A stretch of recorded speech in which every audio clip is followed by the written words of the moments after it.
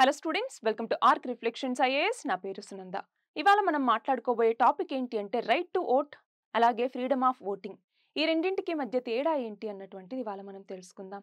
So అసలు ఇది ఎందుకు న్యూస్లో ఉంది అంటే రీసెంట్గా సుప్రీంకోర్టుకి భారత ప్రభుత్వం ఏమని చెప్పింది, ఈ రెండు కూడా లీగల్లీ చూసుకుంటే వేరు వేరు అన్నట్టుగా చెప్పడం జరిగింది. మరి దీనికి సంబంధించిన కంటెక్స్ట్ ఏంటి అన్నటువంటిది ఒకసారి చూస్తే మనకి అన్కంటెస్టెడ్ ఎలక్షన్స్ అనేసి జరుగుతాయి మన భారతదేశంలో. సో ఏంటి అన్కంటెస్టెడ్ ఎలక్షన్స్ అంటే? ఫర్ ఎగ్జాంపుల్ ఒక కాన్స్టిట్యుయెన్సీకి సంబంధించి ఎన్నికలు జరుగుతూ ఉన్నప్పుడు అక్కడ ఒకరికంటే ఎక్కువ మంది పాల్గొన్నారనుకోండి. సో వాళ్ళ మధ్య పోటీ అన్నటువంటిది ఉంటుంది. పీపుల్ ఎవరికి నచ్చిన వాళ్ళని ఎన్నుకోవటం జరుగుతుంది. బట్ అలా కాకుండా ఆ కాన్స్టిట్యుయెన్సీలో ఒక్కరే పాల్గొంటున్నారు ఎన్నికల్లో. సో ఆ పీపుల్‌కి ఇంకక్కడ ఎలక్షన్ అన్నటువంటిది అవసరం లేదు. యునానిమస్ అయిపోతుంది. అప్పుడు ఆ పీపుల్‌కి ఒకవేళ ఆ పర్సన్ నచ్చలేదు అంటే, అప్పుడు వాళ్ళు ఎలా దాన్ని చెప్పగలరు? సో, నోటా అన్నటువంటిది ఉండాలి. అప్పుడు డిఫరెన్షియేషన్ తెలుస్తుంది అన్నట్టుగా ఒక కేస్ అన్నటువంటిది సుప్రీం కోర్ట్ ముందుకు వెళ్ళింది. సో, అప్పుడు మన భారత ప్రభుత్వం ఏమని చెప్పింది? రైట్ టు ఓట్ అన్నటువంటిది వేరు. అలాగే ఫ్రీడమ్ ఆఫ్ ఓటింగ్ అన్నటువంటిది వేరు. సో, మన భారతదేశంలో అన్‌కంటెస్టెడ్ ఎలక్షన్స్ అన్నటువంటివి జరుగుతాయి. దానికి అలో అన్నటువంటిది చట్ట ప్రకారం ఉంది. ఏ చట్ట ప్రకారం? రిప్రజెంటేషన్ ఆఫ్ పీపుల్స్ యాక్ట్ అన్నటువంటిది. రిప్రజెంటేషన్ ఆఫ్ పీపుల్స్ యాక్ట్ 1951లో ఉన్నటువంటి సెక్షన్ 53 క్లాజ్ 2 ప్రకారము అన్‌కంటెస్టెడ్ ఎలక్షన్స్ అన్నటువంటివి మన భారతదేశంలో అనుమతి ఇవ్వబడుతూ ఉన్నాయి. సో, దీని మీదే ఇప్పుడున్నటువంటి కేస్ అన్నమాట. చూడండి, రైట్ టు ఓట్ అన్నటువంటిది మనకి స్టాట్యుటరీ రైట్. అంటే చట్టబద్ధమైనటువంటి హక్కు. మరి మనం చూస్తే రిప్రజెంటేషన్ ఆఫ్ పీపుల్స్ యాక్ట్‌లో ఉన్నటువంటి సెక్షన్ 62 ప్రకారం మనకి ఓటు వేసేటటువంటి హక్కు అన్నటువంటిది ఉంది. అది కాకుండా ఫ్రీడమ్ ఆఫ్ ఓటింగ్. మనకి మన భారత రాజ్యాంగంలో ఉన్నటువంటి పార్ట్ 3. పార్ట్ 3 అన్నటువంటిది దేనికి సంబంధించింది? ఫండమెంటల్ రైట్స్‌కి సంబంధించినటువంటిది. ఫండమెంటల్ రైట్స్ ప్రాథమిక హక్కులు. ఆ ప్రాథమిక హక్కులు ఏవైతే 6 రకాల హక్కులు అన్నటువంటివి ఉన్నాయో, అందులో ఒకటి మనకి ఫ్రీడమ్స్‌కి సంబంధించినటువంటిది. అందులో right to freedom of expression అన్నటువంటిది ఉంది కదా! దాంట్లో ఫ్రీడమ్ ఆఫ్ ఓటింగ్ అన్నటువంటిది కూడా ఉంది. సో, ఆర్టికల్ 19 క్లాజ్ 1 క్లాజ్ ఏ ప్రకారం ఫ్రీడమ్ ఆఫ్ ఓటింగ్ అన్నటువంటిది ఉంది. సో, ఇది రాజ్యాంగబద్ధమైనటువంటిది. ఇది వచ్చేసరికి చట్టబద్ధమైనటువంటి హక్కు రైట్ టు ఓట్ అన్నటువంటిది. సో, ఇది భారత ప్రభుత్వం చెప్తుంది. అయితే కేస్ గురించి మనం చూస్తే విధి సెంటర్ ఫర్ లీగల్ పాలసీ అలాగే ADR association for democratic reforms ఇవి కేసు వేయటం జరిగిందనమాట. సో, ఏమనింది? ఈ అన్‌కంటెస్టెడ్ ఎలక్షన్స్ జరిగేటప్పుడు ఏవైతే ఉన్నాయో అప్పుడు ఓటర్స్‌కి గనక ఎవరైతే ఒక్క పర్సన్ అక్కడ ఎన్నికవుతూ ఉన్నారో ఆ పర్సన్ అలాగే నోటా నన్ ఆఫ్ ద అబోవ్ ఈ ఆప్షన్స్ 2 పెట్టి ఎలక్షన్స్ అన్నటువంటివి పెడితే అప్పుడు పీపుల్ యొక్క చాయిస్ ఏంటి అన్నటువంటిది తెలుస్తుంది కదా! అన్నటువంటివి ఇవి చెప్పటం జరిగిందనమాట.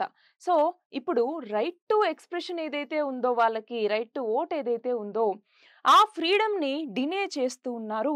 ఈ యొక్క ఏదైతే మనం అన్‌కంటెస్టెడ్ ఎలక్షన్స్ పెడుతూ ఉన్నామో దీనివల్ల అన్నటువంటిది వీళ్ళు కేసేశారు. సో, అప్పుడు చూడండి, గవర్నమెంట్ ఏమని చెప్పింది? ఓటింగ్ అన్నటువంటిది ఎక్స్‌ప్రెసింగ్ ప్రిఫరెన్స్‌ని మాత్రమే ఎక్స్‌ప్రెస్ చేయటానికి. పర్సన్‌ని ఇతనే కావాలన్నటువంటిది కాదు. ఈ పర్సన్ మీద ఈ పర్సన్ బెటర్ అన్నట్టుగా ఒక మనము దాన్ని చెప్పటానికి తప్ప, ఈ పర్సన్ వద్దు అని చెప్పటానికి కాదు. సో, ఇది ఓన్లీ ఒక ఎక్స్‌ప్రెషన్ మాత్రమే అన్నట్టుగా చెప్పటం జరిగింది. ఇది మాత్రమే కాదు. ఎప్పుడైతే ఎలక్షన్స్ అన్నటువంటివి అన్‌కంటెస్టెడ్ ఉంటాయో, దానివల్ల ఫ్రీడమ్ ఆఫ్ ఓటింగ్ అన్నటువంటిది దెబ్బతినదు అన్నట్టుగా గవర్నమెంట్ చెప్తుంది. For example PUCL versus Union of India case అన్నటువంటిది తీసుకోండి. సో, ఇందులో ఏమని చెప్తూ ఉన్నారు?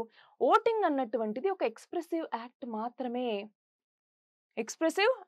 మాత్రమే ఇది ఓటింగ్ అన్నటువంటిది. అంతే తప్ప అంటే ఏంటి, ఇప్పుడు మనము పోల్ బూత్‌కెళ్తాము. అక్కడ మనం ఎవరికి ఓటేయాలి అన్నటువంటి ప్రియారిటీలో మనం కావాల్సిన వాళ్ళకి ఓటేస్తాం. సో, అది మనం ఏదైతే వాళ్ళని చూజ్ చేసుకుంటున్నామో దాంట్లో మనం ఎక్స్‌ప్రెస్ చేస్తున్నటువంటిదే తప్ప, ఈ పర్సనే గెలవాలి అన్నటువంటిది మనకి ఆశ అన్నటువంటిది ఉంటుంది. బట్ ఈ పర్సనే గెలిపించాలన్నటువంటిది ఉండదు కదా! So, that is our expression. So, right to vote అన్నటువంటిది ఒక ఎక్స్‌ప్రెషన్ మాత్రమే అన్నటువంటిది ఈ కేస్‌లో చెప్పటం జరిగింది.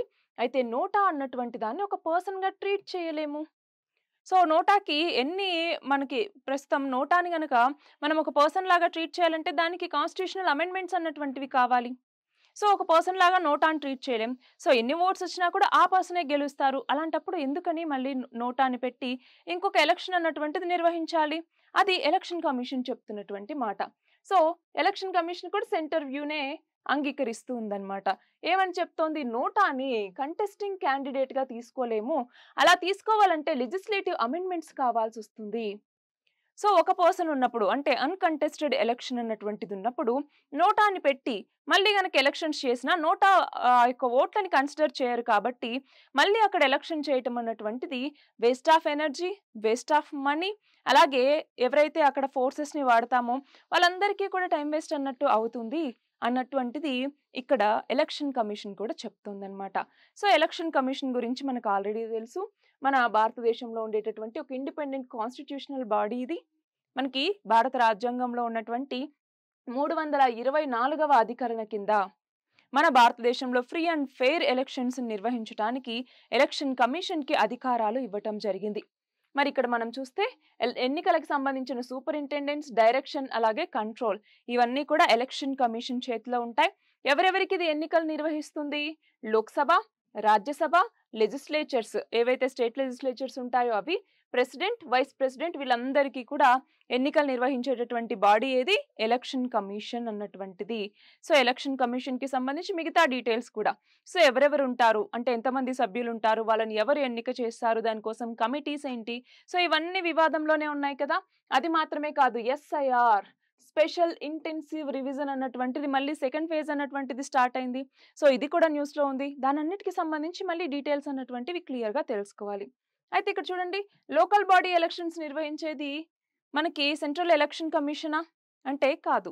స్టేట్ ఎలక్షన్ కమిషన్ అన్నటువంటిది లోకల్ బాడీ ఎలక్షన్స్‌ని నిర్వహిస్తుంది. సో, ఇది మనకి తెలుసు. సో, ఒక్కసారి స్పెషల్ ఇంటెన్సివ్ రివిజన్ ఆఫ్ పోల్స్‌కి సంబంధించి డీటెయిల్డ్‌గా చూడాలి.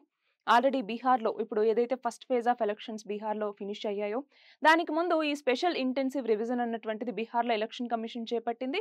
అది చాలా వివాదాస్పదమైంది మనందరికీ తెలుసు. సో, ఒకసారి స్పెషల్ ఇంటెన్సివ్ రివిజన్ అంటే ఏంటి? ఎలక్షన్ కమిషన్ ఎందుకు చేపడుతుంది? సో, ఎలక్షన్ కమిషన్‌కి ఈ స్పెషల్ ఇంటెన్సివ్ రివిజన్‌ని చేపట్టటానికి ఏమేం ప్రొవిజన్స్ అన్నటువంటివి ఉన్నాయి? అథారిటీ అన్నటువంటిది ఉంది కదా! ఇదొకటి. అలాగే ఈ ఎలక్షన్ కమిషన్‌కి సంబంధించి ఎంతమంది మెంబర్స్ ఉంటారు? వాళ్ళని సెలెక్ట్ చేసేటటువంటి కమిటీ అన్నటువంటిది ఉంటుంది. సో, ఆ కమిటీ ఏంటి? ఎవరు సభ్యులుగా ఉన్నారు? కొత్తగా తీసుకొచ్చినటువంటి చట్టం ఏంటి? ఇవన్నీ డీటెయిల్స్ ఒక్కసారి చూసుకోండి. అయితే ఇప్పుడు మీరు చెప్పండి. National national voters day. National voters day అన్నటువంటిది ఎప్పుడు నిర్వహిస్తారు? ఎందుకు? అన్నటువంటిది ఒక్కసారి మీరు కామెంట్ సెక్షన్‌లో ఆన్సర్ చేయండి. All the very best and thank you very much.